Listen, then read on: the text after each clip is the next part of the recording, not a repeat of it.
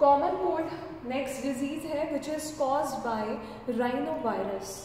ये वायरस है जो कि कॉमन कोल्ड जो सभी को हो जाता है, बहुत कॉमन है, सभी एज ग्रुप के लोगों को होता है। तो उसका पैथोजन होता है राइनोवायरस और इसके जो सिम्टम्स हैं वो है नेज़ल कंजेशन, नाक का बंद हो जाना, फिर उसके बाद नेज़ल डिस्चार्ज होता है, फीवर भी हो जाता है इनिशियल इन्फेक्शन के इनिशियल डेज में, कफ भी होता है, हेडेक भी होता है, सोर थ्रोट भी हो जाता है, गले में थ्रोट में इचिंग और तकलीफ होती है।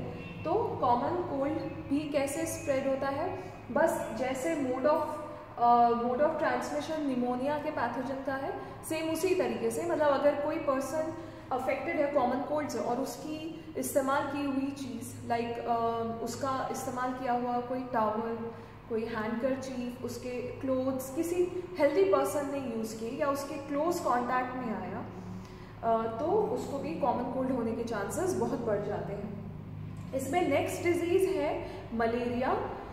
Malaria is caused by plasmodium falciparum, लेकिन प्लाज्मोडियम की और भी स्पीशीज़ हैं जो कि मलेरिया कॉज करती हैं, like plasmodium vivax, plasmodium falciparum and plasmodium malaria. तो इसका ये काफ़ी एक डेंजरस डिजीज़ है जो कि मस्कीटोज़ के काटने से होती है। कौन सा मस्कीटो? Female anopheles.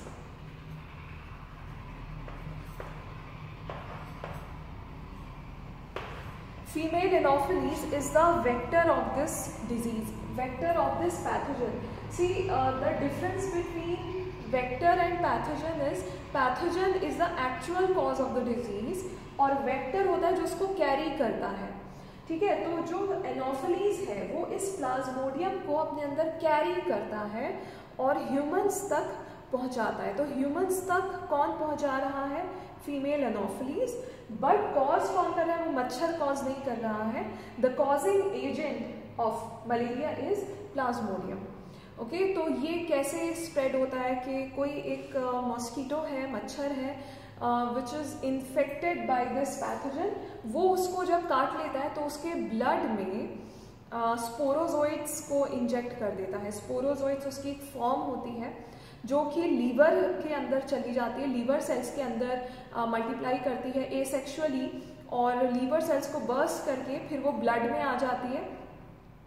फिर वो ब्लड में आरबीसीज होते हैं, आरबीसीज के अंदर एसेक्सुअली मल्टीप्लाई करके फिर वो आरबीसीज को भी बर्स्ट कर देते हैं।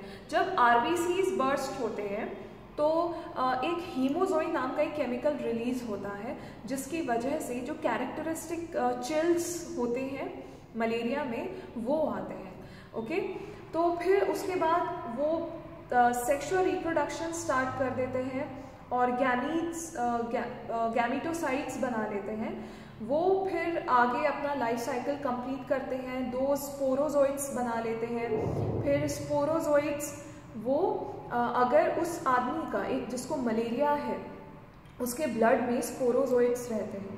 ओके, अगर उस पर्सन का ब्लड कोई दूसरा मच्छर सक करता है, उसको बाइट करता है, तो वो स्पोरोजोइट्स उस मस्कीटो के सैलिवरी ग्लैंड्स में जाकर स्टोर हो जाते हैं।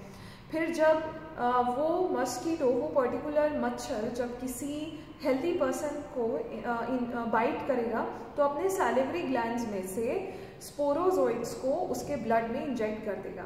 ये साइकिल चलता रहता है। ओके, तो मलेरिया से बचने के लिए सबसे इम्पॉर्टेंट प्रिकॉशन है, हमें मच्छर से बचना चाहिए।